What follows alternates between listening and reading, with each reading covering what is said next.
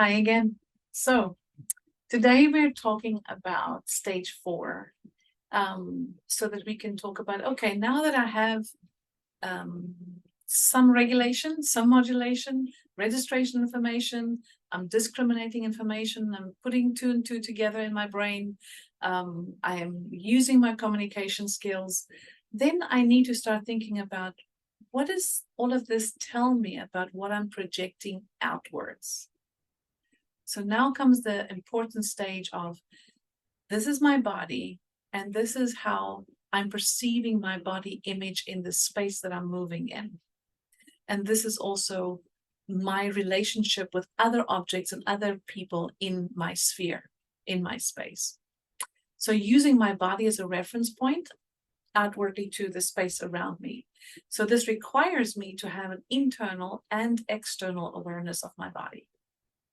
So it goes to reason that if I didn't really get the body awareness earlier, as we talked about, I think in session 2, it's going to be so hard for us to get here and use our body as a reference point. So when we consider this piece, you want to look at what is my body map? How do I understand where my body is? When I'm reaching for something over there and I'm going to pick it up over there, automatically my leg will maybe kick out over behind me as a associated response, because my body is then realizing that I'm needing a counterbalance somewhere, right? So my body map helps me with that. If I didn't know where that limb is, I would not be able to do that without looking. So you want to consider other things as well. Like, this is the first time in therapy that I'll be really, really looking at including the whole area of oculomotor control. That you want to look at, what is saccadic eye movement doing? What is pursuits in the eyes doing? What is convergence and divergence doing? How am I using my two eyes together in binocular fusion? So you want to think about those further extrapolations that needs and requires postural control to come to a fuller place of fruition. You also want to now look at jaw and oral motor control. Oftentimes I hear therapists say to me, but Maude, oral motor therapy doesn't work, does it? I mean, the research doesn't say so. And I think we do need more research on any of these pieces I'm talking about. Everything always needs more research. But what is so interesting is that if you do oral motor work 3 times a day, right before a mealtime, and you do that consistently over a period of 2 weeks, you can see changes. Has that been researched that way, or has people been trying to do oral motor therapy with a once a week 30-minute session, right?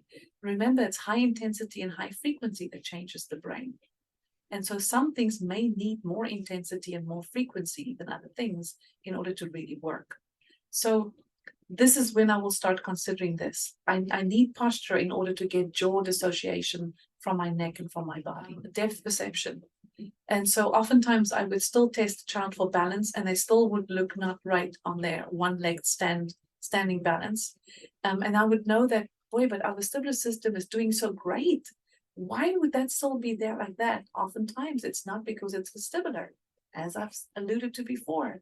It's because I don't have two eyes that can gauge the depth between myself and the floor. My two eyes are not lining up together. So we need to really look at that. And then the whole big important space of visual spatial skills.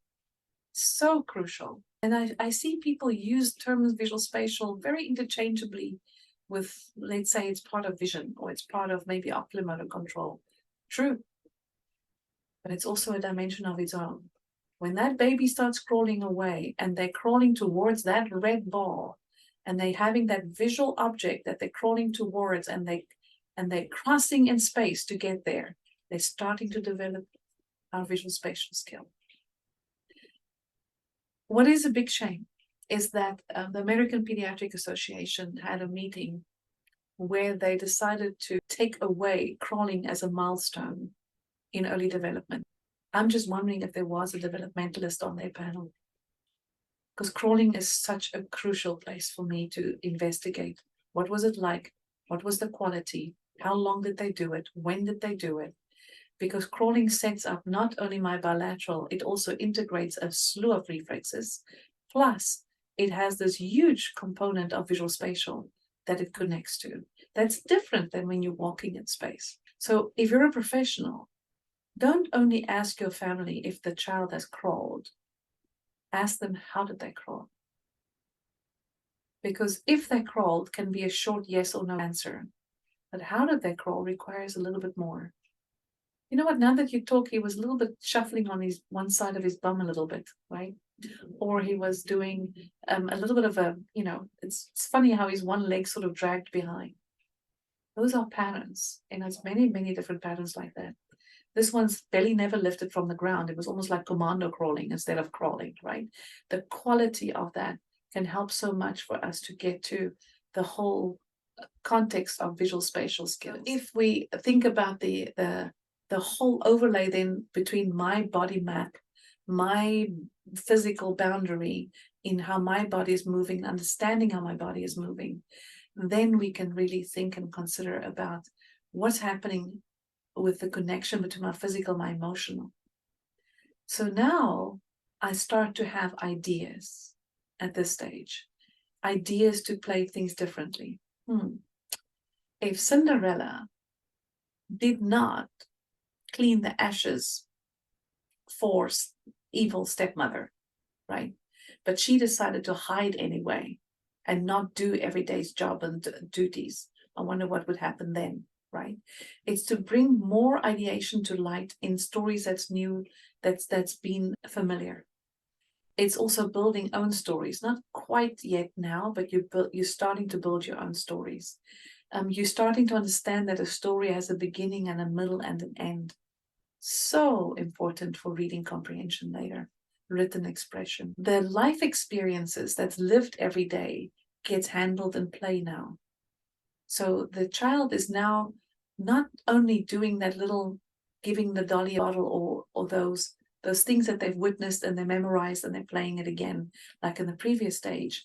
Now they're thinking about, that we went to the ice cream parlor today and we had a sundae, and this was in my sundae, and this is what happened first, and then this happened, and then that happened. And I wonder why that lady was looking at me when I dropped half of my cone on the floor, right? They have these experiences and they are working it out in their play. This is very crucial at this stage. They go to the dentist and they know that it was a frustrating experience because people almost had to hold them down just to stay in the chair, right? And they have to work it out and work it through. What did that mean? And what does it mean that I'm going to my preschool teacher and she tells me that I have to behave? What does that mean? When my peer says to me, don't take my giraffe. Why not? I like the giraffe. I want the giraffe, right? All of those everyday experiences is now, how do I make sense of all of that? That comes out in play now. And that's all part of building my response to other people and to their response to me. And how do I make sense of that? So crucial that we understand that they model from us much more than what they learn from what we say.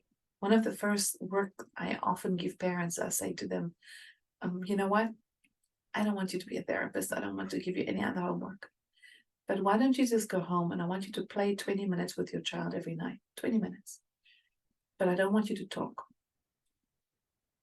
Play any game. You can play basketball. You can play Uno. You can play whatever. You can play Cinderella, whatever rocks your boat to play with your child. But you're not allowed to talk. The child can talk as much as they want, but you're not allowed to. I mean, it's so interesting to see that what comes up when you meet up with them 2 weeks later. And they say, I never knew my child, blah, blah, blah, blah. So if you're a parent, try it. Try it. It brings to light so much more that the child is bringing to the table. And you can feel much more with them about the things that is making them slightly anxious.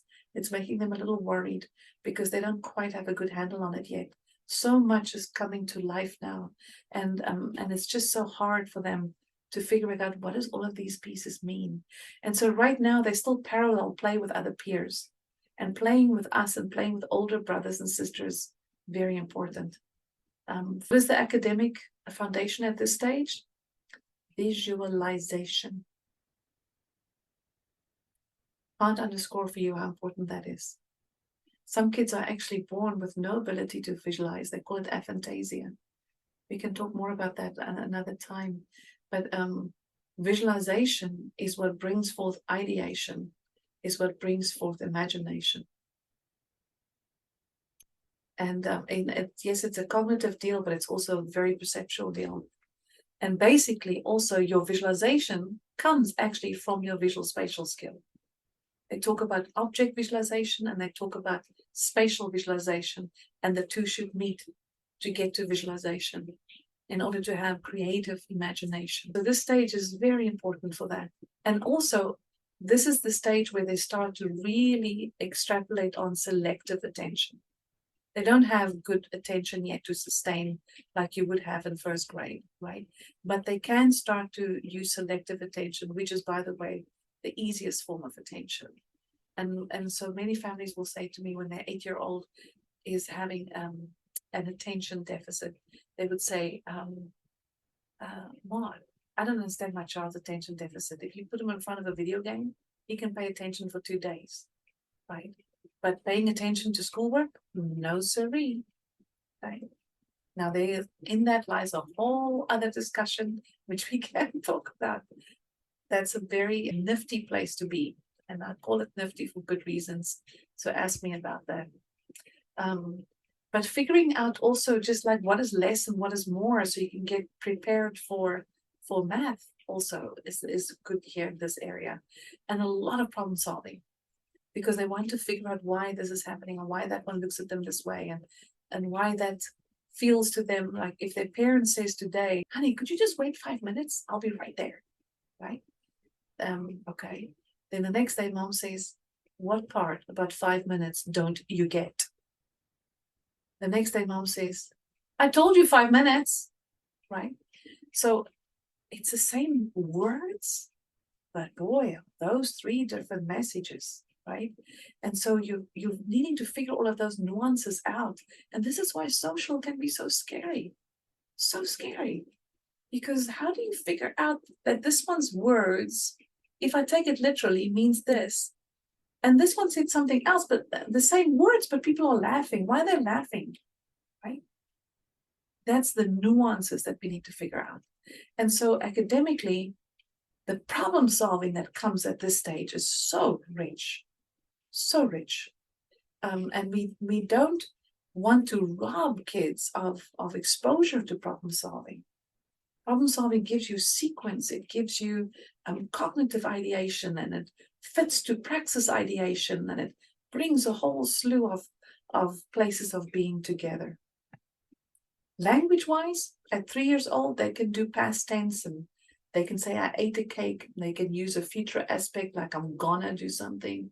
By 3.5 years, they can do all kinds of concepts like shapes and sizes and colors and all kinds of wonderful things. And you can see that the more language they can add to their play, the richer the preparation for executive and for academics become. So what is this dilemma for this stage as we wrap up this session together? How do I know how I feel?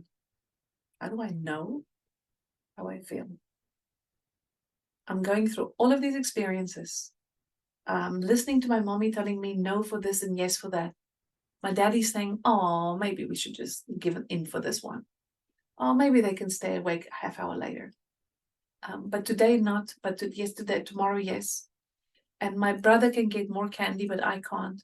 And then this one can get to watch that TV show, but I cannot. And today I'm going to watch my TV show. My brother cannot watch his. And we're taking in all of this information. And I must all figure, at the end of the day, I must say to myself, how do I know how I feel? How do I put all my sensory systems together with my cognitive ideation, with my emotional thinking, with all of the things that I'm experiencing every day, and how the world is just opening up more and more and more and more.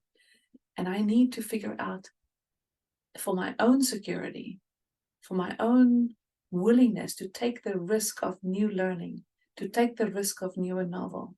How do I know how I feel? Until next time, take care.